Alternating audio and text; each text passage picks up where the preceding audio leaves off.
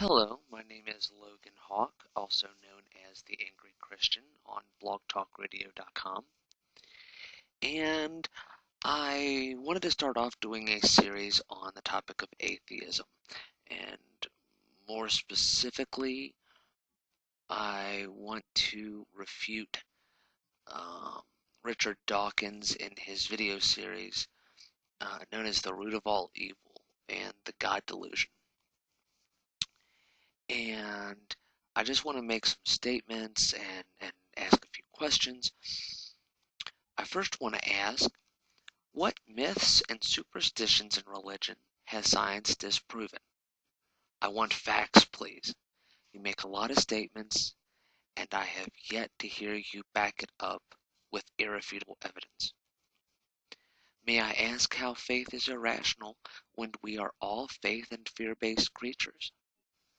If a man is married, he has faith that his wife loves him, that she will not cheat on him, that she will not leave him. And fear is the opposite of faith.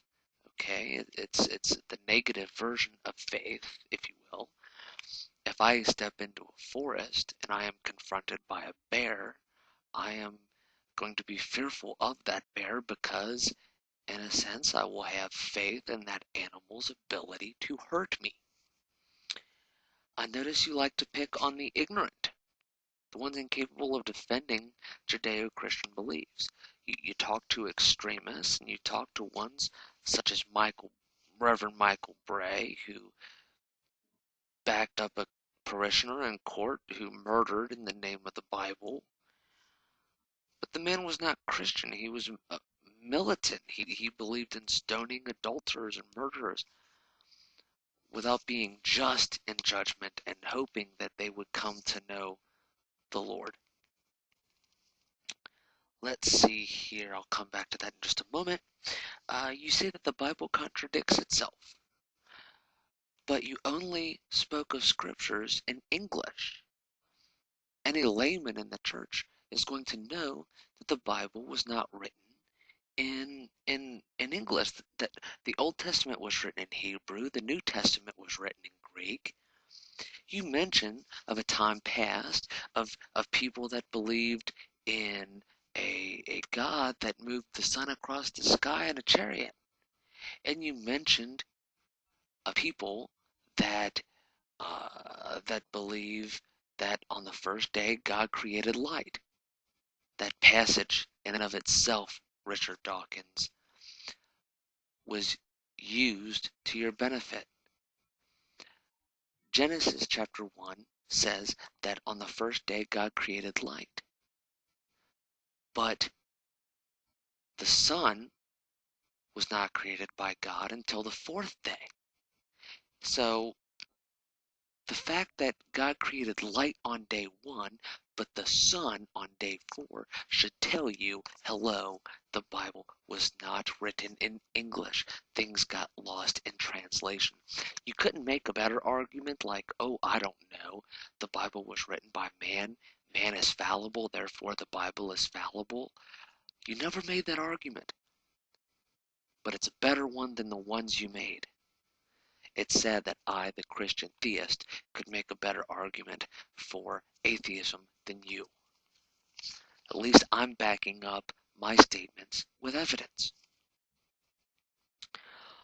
Let's see here. Following along those lines, you claim as a fact that Adam never existed. As in Adam and Eve. You say that Adam never existed. Based on what?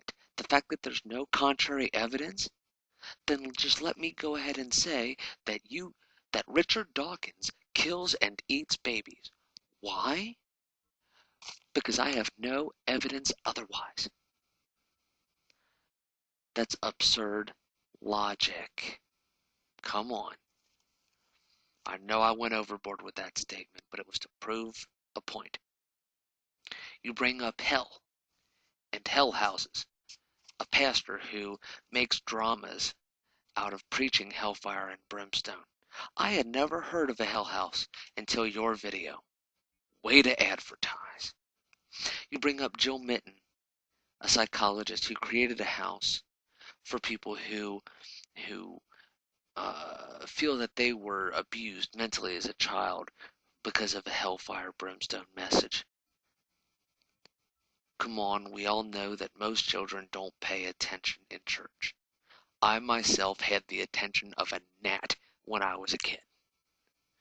Most kids are very squirmy in church and squirmy in school when they're young and undisciplined. Don't get me wrong, there are those who are disciplined, but not all. And so I have a hard time with this whole traumatized mentally as a child by hellfire and brimstone. And by the way, this Jill Mitten psychologist here, what strict Christian sect was she a part of? You claim that she was part of a strict Christian sect, but you don't say which one. Again, this whole generalization, not presenting facts, you struggle with it, which really baffles me since you're this Oxford professor scientist. Having a really difficult time. Let's see. There was, back to picking on the ignorant. You said of a pastor of a Christian school in your video, you said of him, quote, "Why should he impose his personal version of reality on children?" Unquote. I, therefore, must ask you, why do you have the right to impose your atheism on all of us?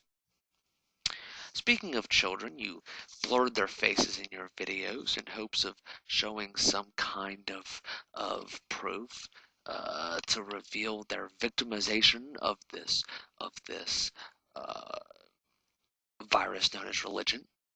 But not all of their faces were blurred. Why? And why were adult faces not blurred? Are they not most likely ones who were victimized as a child and and now stuck in this lifestyle? I just have to pose a question using your logic.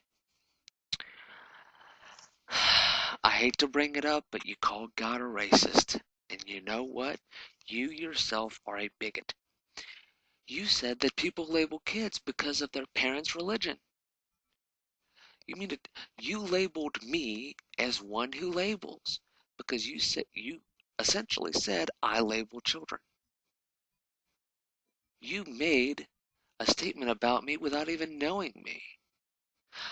I live in a different continent than you, and you made a statement about me without knowing me.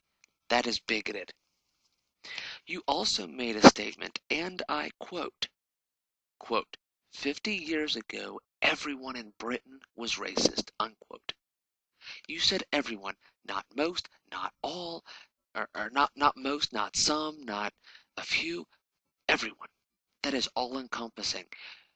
That is bigoted in and of itself. You mentioned Darwin's theory of evolution 3 times. You mentioned it to a rabbi